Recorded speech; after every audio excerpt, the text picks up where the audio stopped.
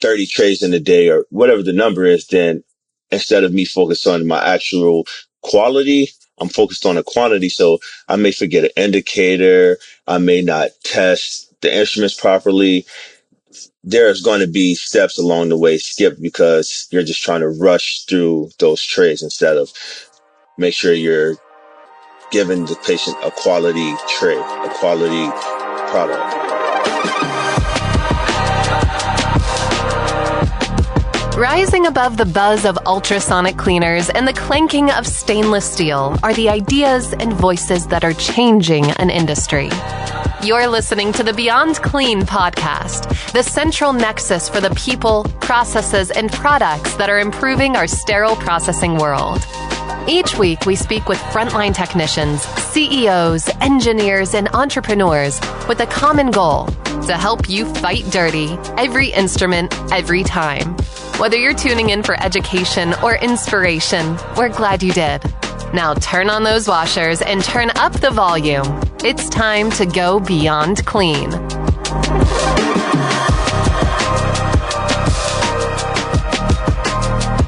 Welcome back, Clean Freaks, to the Beyond Clean podcast. Season 29, Planet Assembly, or where we look at all things prep and pack, from prep and pack tables to inspection of lumens to culture of QAing trays. We're going to cover it all this season. I'm your host, Bobby Parker, and today's episode is around prep and pack efficiency and quality. We've titled it Fast Track or Fault Line, Balancing Assembly Velocity with Vigilance. And this is an age-old debate that we're not going to get solved entirely on this episode. But if you're new to sterile processing and just now experiencing this problem, or maybe you've been banging your head against the wall in the manager's office trying to figure out how do we manage getting people to move a little quicker without tanking our quality, we're going to be talking about some of those struggles in today's episode. Made a new friend this year out in Cleveland, a traveler named Lindell, and I'm bringing him on the show to talk to us about his experience. There is something unique about this exact issue of speed and quality that travelers have to walk because they're always stepping into new departments, new productivity expectations, new instruments that they're coming across. And so what better guest to teach us about how to manage speed and quality better than a traveling sterile processing technician? So let's take a quick break and we'll be right back welcoming Lindell into the studio.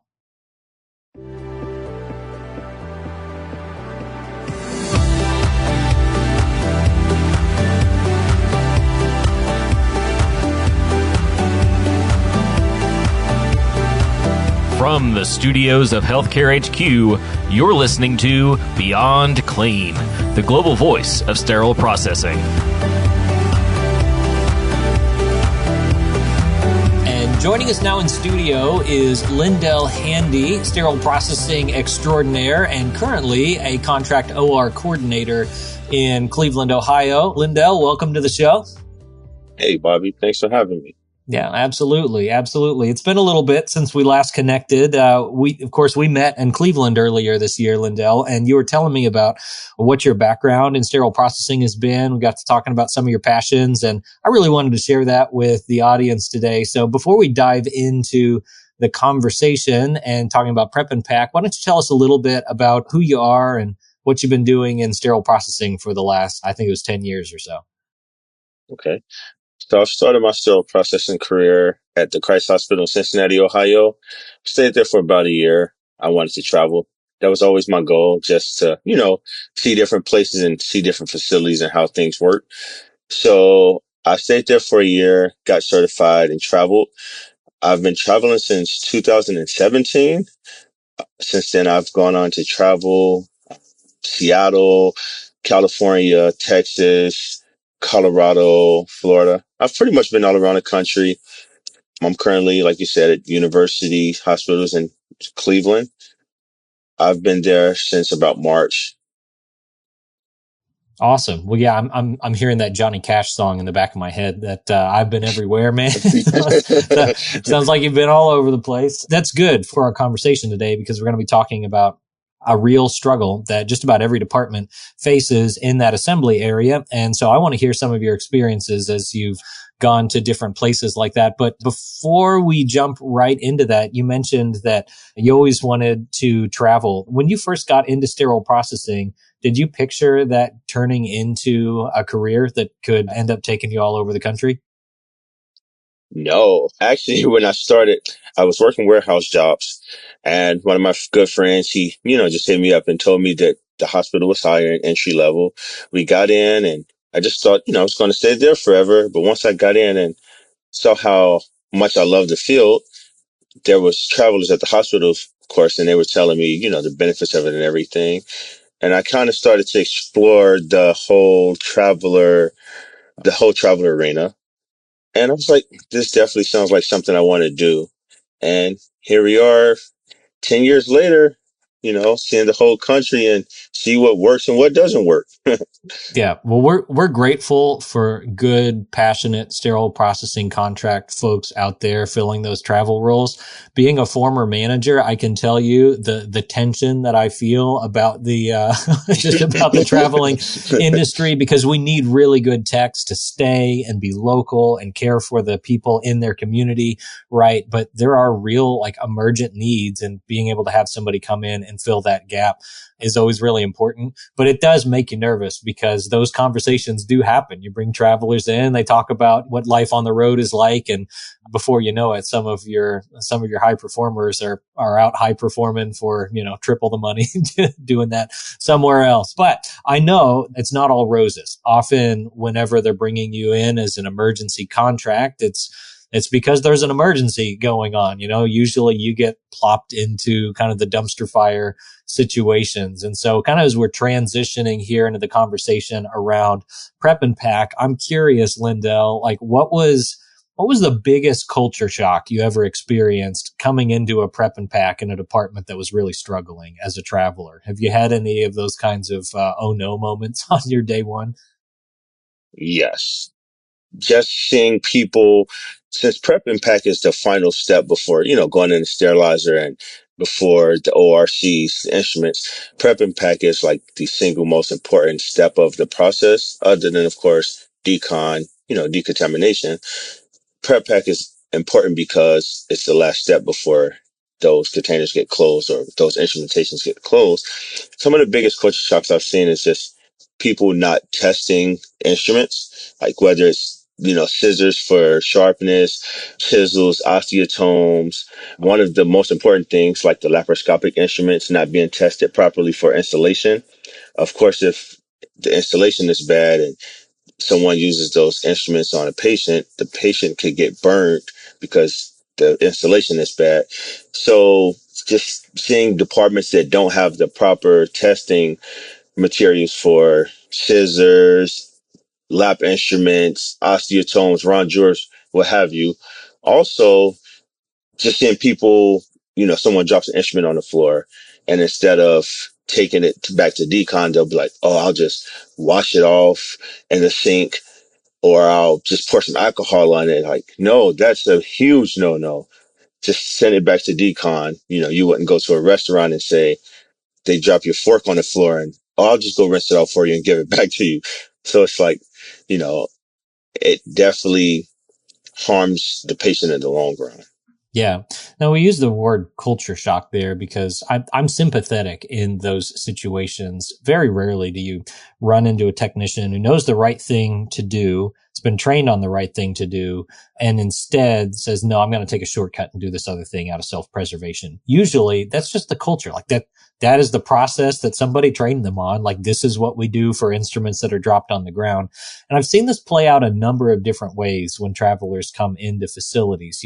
Some very passionate, very careful and trying to help, but are very vocal about the types of issues that they see in the department, trying to help that department mature. And Lindell, I'm sure that's not always received with grace, right? Yes. You don't know how we do it here.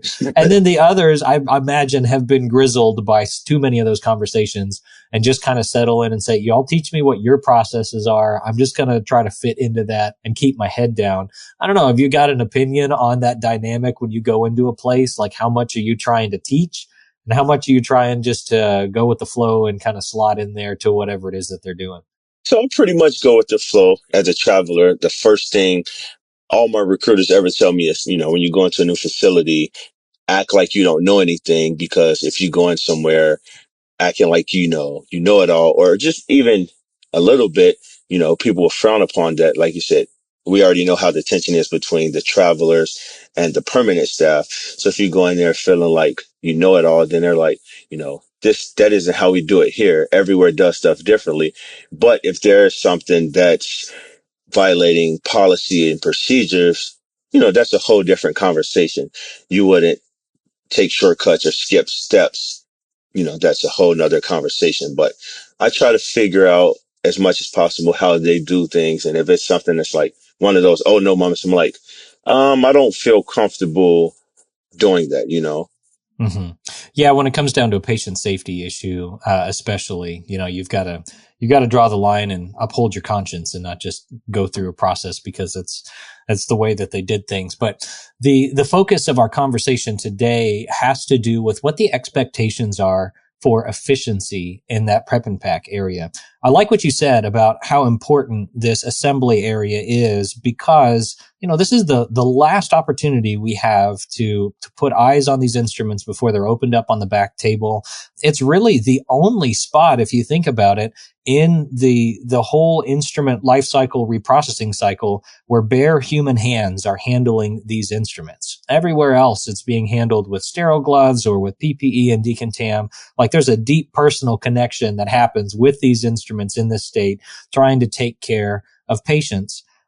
At the same time, assembly is also, in addition to that extreme quality demand, it's also the place where the big choke point tends to be. You walk into any sterile processing department that's struggling with staffing, and where is the pile of work to be done? It's all backed up in the assembly area. So there's this huge burden of responsibility to move quickly.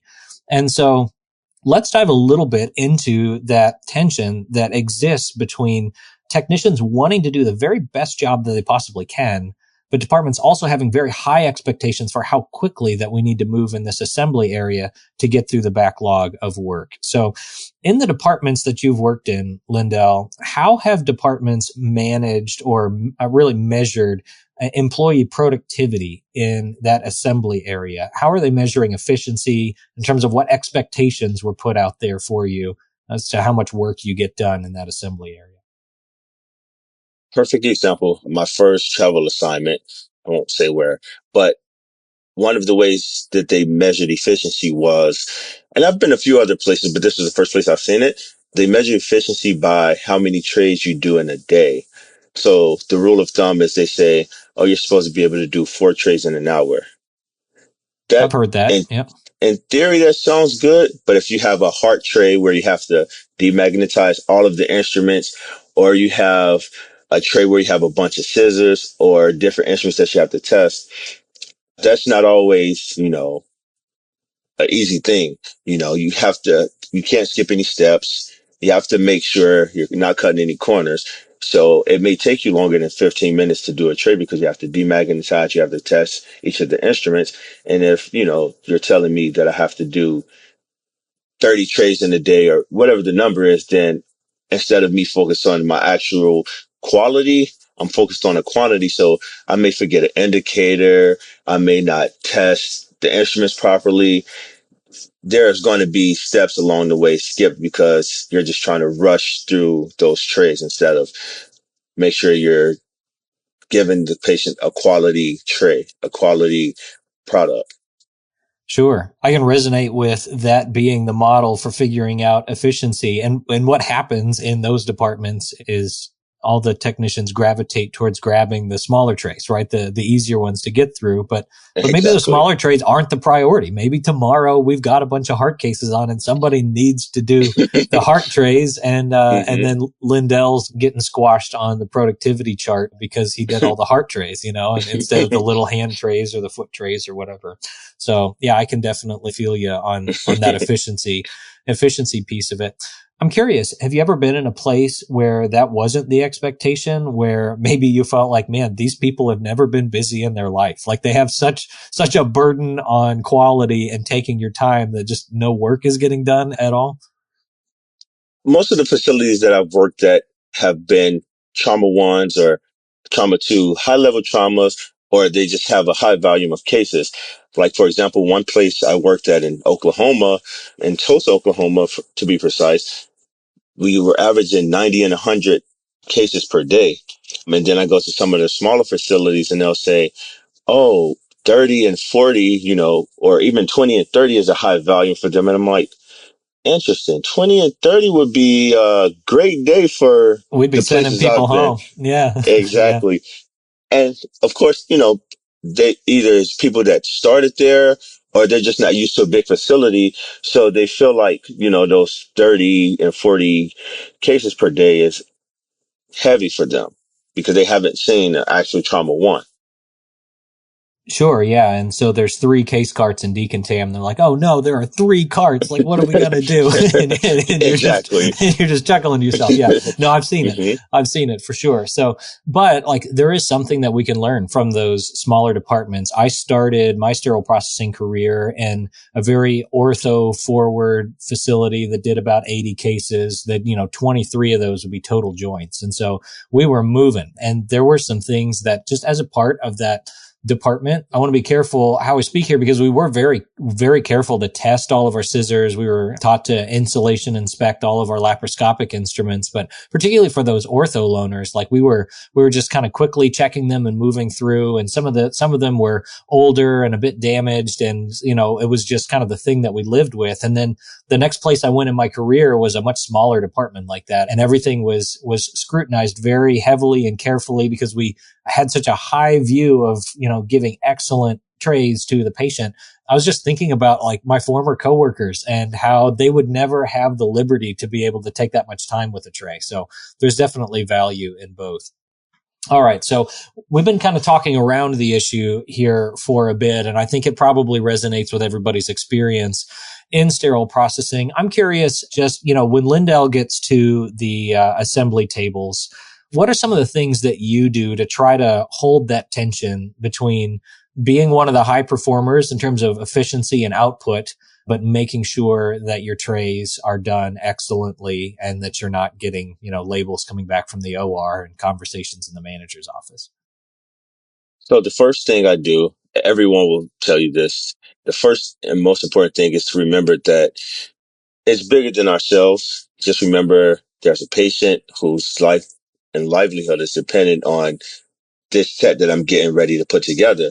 And they always say, do a set as if you or family members on the table. So every time I take instruments out of a set and I'm in a process of, assembling it, I think, okay, if this is my mom on the table, if this is me on the table, how would I feel?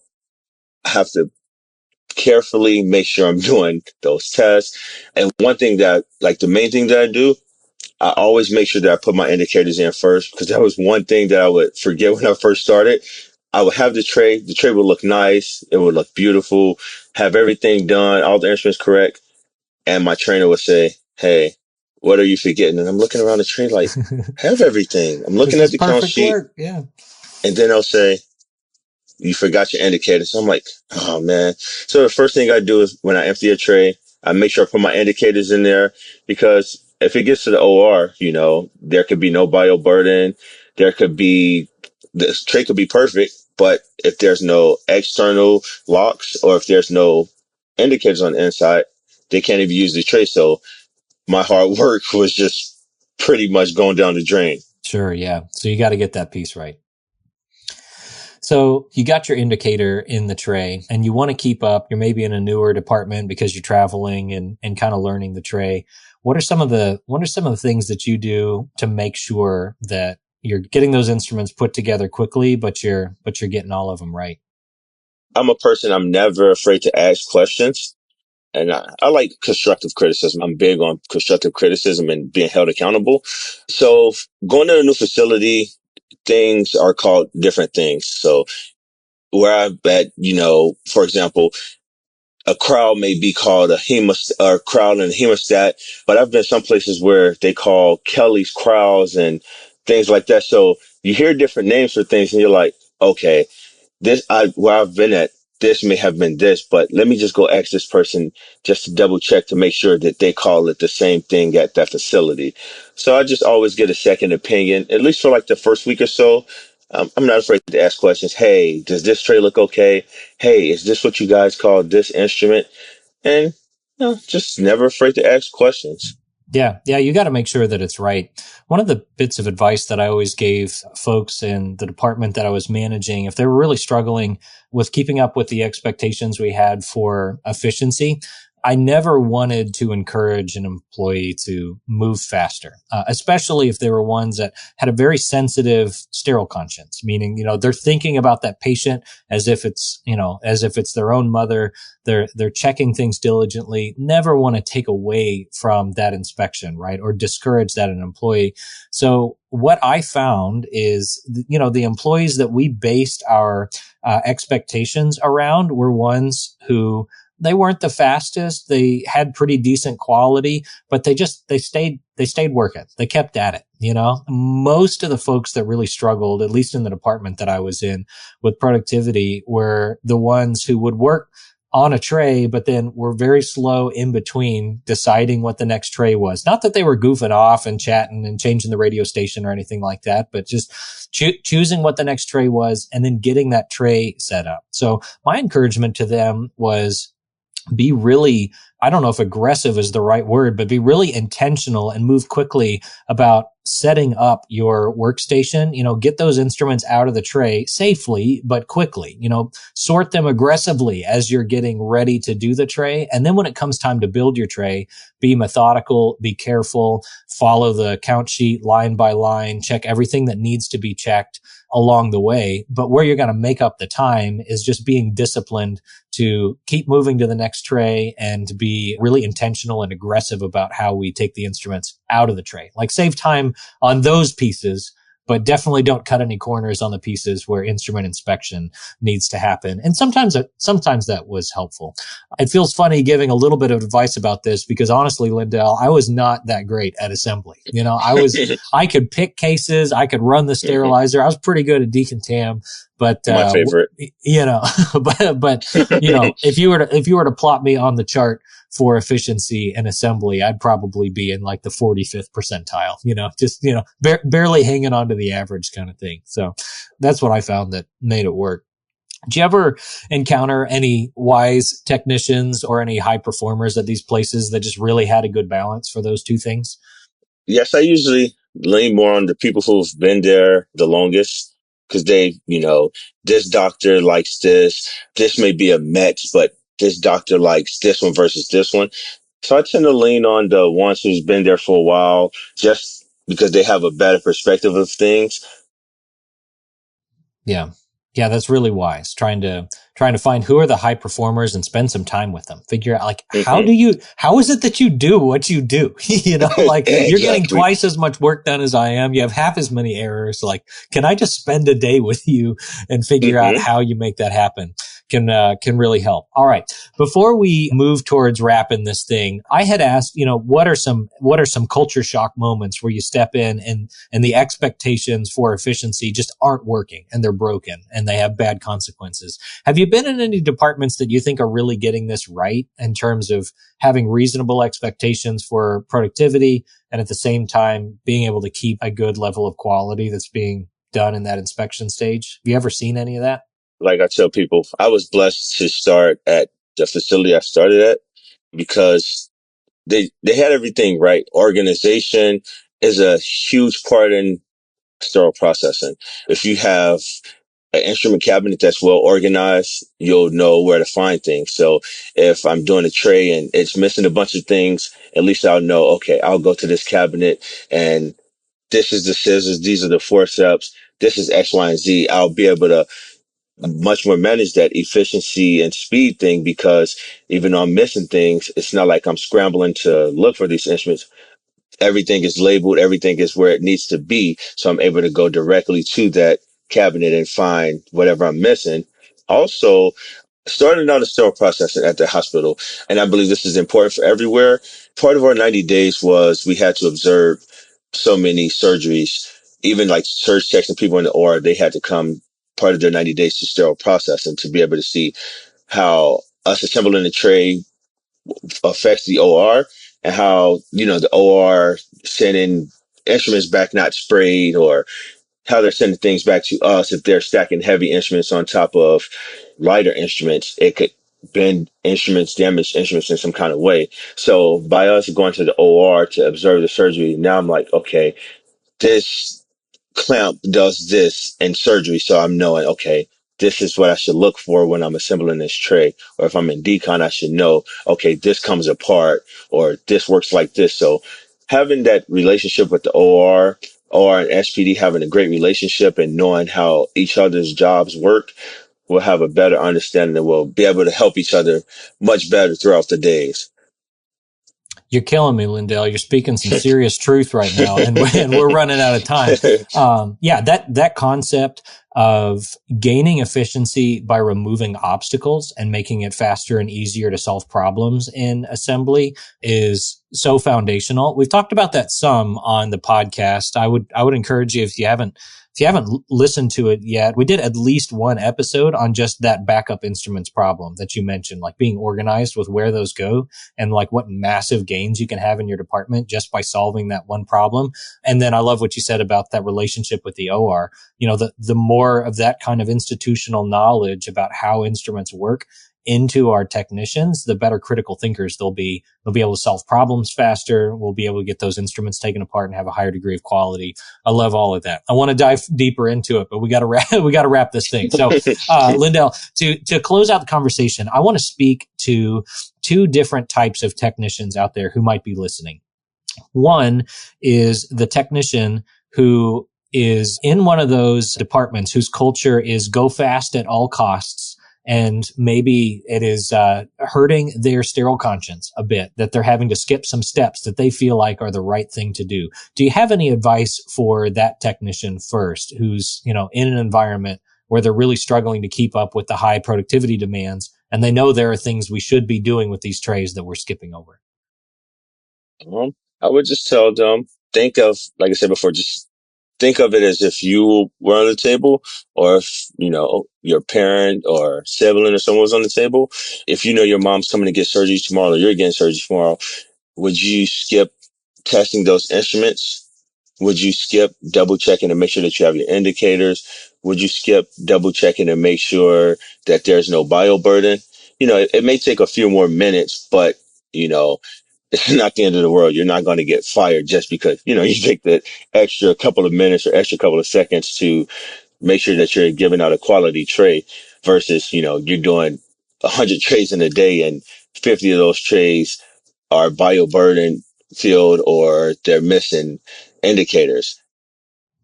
Yeah, I would agree with that 100%. We've got to do what's right for the patient no matter what, right? At the same time, we don't want to be consternacious just for the sake of stirring up trouble in the department. So if you're going to take a stand on something that you feel like is a patient safety issue, make sure that you know for certain that this isn't just a preference issue, but it really is making a difference for patients. And if you're going to take that stand and talk to your leader about why it is that you're doing this, make sure that that is the reason that the trays aren't getting done. Don't take the stand for this one test that we must do. Maybe it's the insulation testing. Yes, you must do that. Take the safety stand on that. But don't take the stand on that and then also not get your trays done because you're goofing off between the trays. Work your very hardest while standing up for patient safety. All right, let's talk to the other technician now, the one who's being encouraged to go a little bit faster, and they're in a department that maybe doesn't have unreasonable expectations, but they just feel crippled by this sense of they have to triple check everything.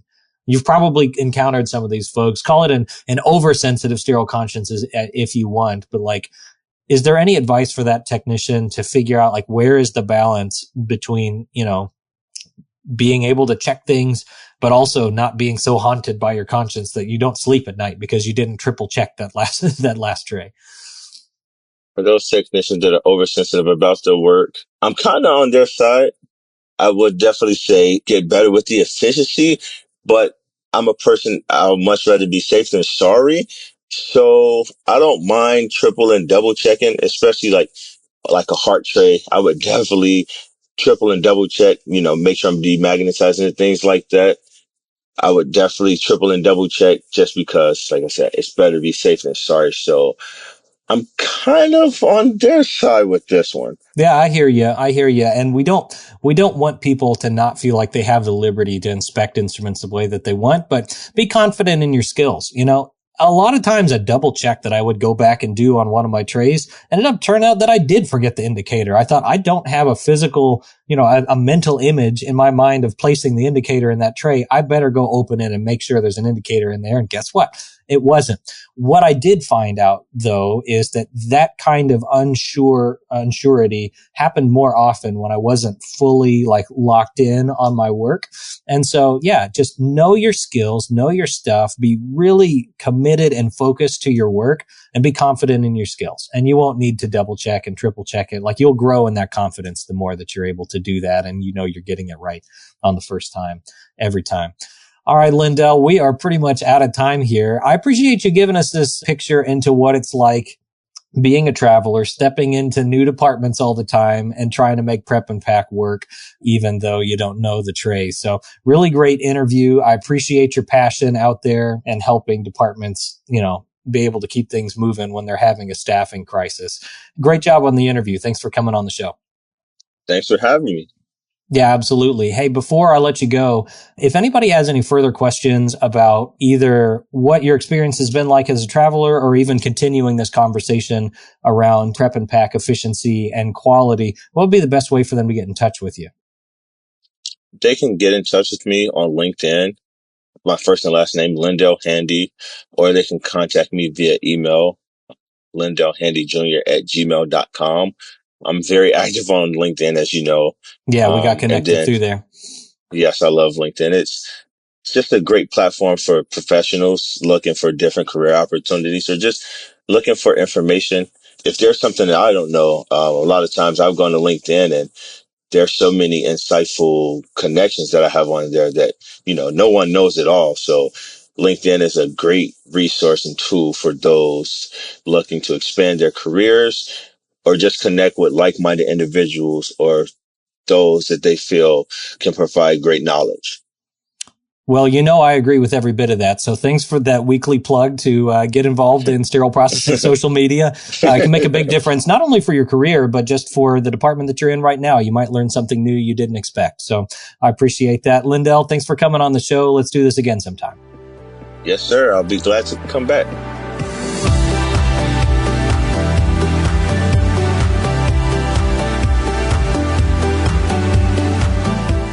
All right, that was Lindell Handy, OR coordinator in Cleveland as a contract employee out there, talking to us about what it's like being a traveler, stepping into all these different departments, trying to do a good job for patients, making sure that our instruments are correct, but keeping up with those workflow demands. That is the age-old both debate and tension that every one of us feels in sterile processing is, how do I get through the amount of work that needs to be done and do so with a high degree of quality? I am persuaded that there is a special type of person who can do that at just a superhuman rate, because I've seen some of these folks who just seem to have a knack for that prep and pack station, and they get twice as much work done, half as many errors, and it blows my mind because that's not my that's not my skill set. But as I hope that you learned from this episode and heard some of the advice from Lindell, there are some things that you can do to make sure that you're able to get enough work done, because there's a patient safety piece of that as well, having the efficiency part of it there, and still be able to do so with a high degree of quality, like setting up your trays well. And the piece of it that I think Lindell really, dropped a bomb on us towards the end of that episode is the piece about being well organized. We talked with Jenny about kind of 5S'ing the workstations. Well, I think it can go much further than that. And what do your processes look like to make sure the right instruments are staying with the right trays, that your backup instruments are well organized, that even your sterile packaging is coming in a way that they're not walking across the room to get their wraps or their containers and not having to wait on or search for the right container.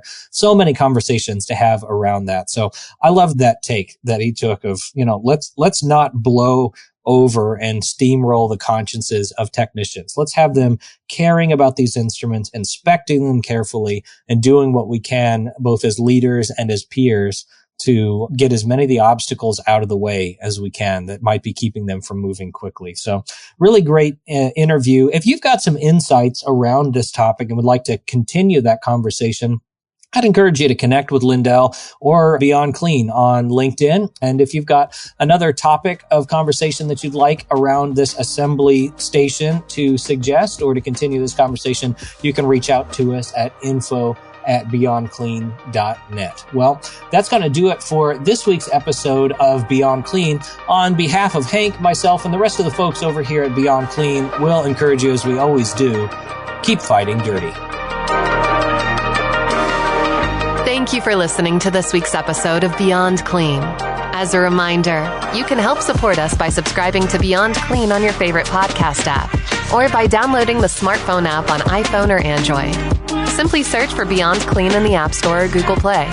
The best thing about downloading the smartphone app is that you can access bonus content for certain episodes and view episodes in certain categories, like articles on the go and vendor spotlights. Are you following us on LinkedIn or Facebook yet? If you are and you love an episode or post, then let your social network know about it. Like, comment, or share our posts along with your thoughts and keep the conversation going. If you have any topics or guests that you would like to recommend for a future episode, just send us an email to info@beyondclean.net. We look forward to hearing from you.